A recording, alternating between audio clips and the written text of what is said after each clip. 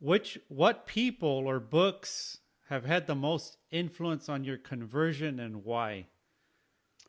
Well, I would say, obviously, the Scott Hahn conversion story had a huge impact on me as far as people I don't know. I Right. do have a couple of really good friends that walked me through this, Devin being one, and then, of Okay. course, my friend Greg being another one.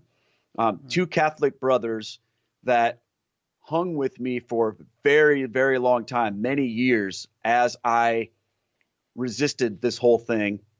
They just became like my friends. They weren't like, we're going to get you. Right. Devin and I battled it out a lot, but eventually we got to a point where we said, we can't do that anymore. Right. Let's just be brothers in Christ. But what happened was this: I saw how these brothers lived their Catholic faith out, Yeah. and it just blew me away. They took care of every misconception I had that Catholics were superstitious, um, people who didn't know the Bible or didn't know their faith and didn't know Jesus. I saw it lived out in their lives, and that blew me away. So I think that's important. But also, um, Tim Staples, Steve Ray, Jimmy Akin, guys like that, the typical Right. people that are out there giving their lives to do apologetics, that stuff's been huge for me. And then, of course, just my local priest has been awesome. Wow.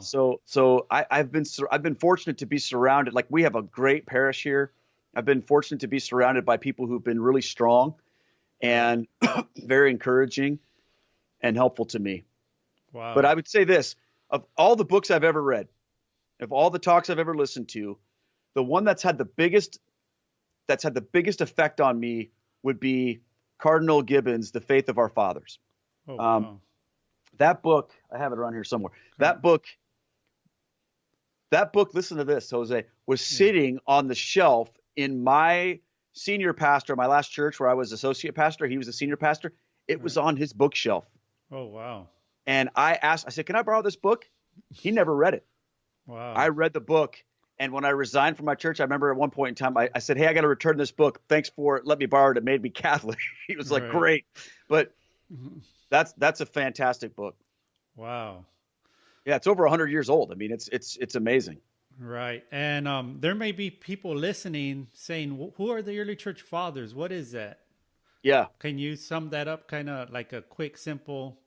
Yeah. So, I mean, the early church fathers would basically be the leaders of the Christian church after the apostles. Okay. So after Peter, James, John, Paul, and James, and these men, their successors Right. and their successors, the earliest Christians within the first two or 300, 400 years that kept the church going and brought the faith to the world before we had the New Testament canonized. Right. They're the fathers of the church, and they have a lot. There's a Okay. lot of writings out there of what they said and how they Right. taught. And guess what? It's Catholic. Right. Yeah. They believed in the real presence of Jesus in the Eucharist. They believed in the authority of the Pope. They believed in the intercession of our Blessed Mother and the prayers to the saints and all these things that we as Catholics enjoy, and all the things that many Protestants think that were invented by the Catholic Church somewhere in the Middle Ages. These things are Right. taught by the Church Fathers.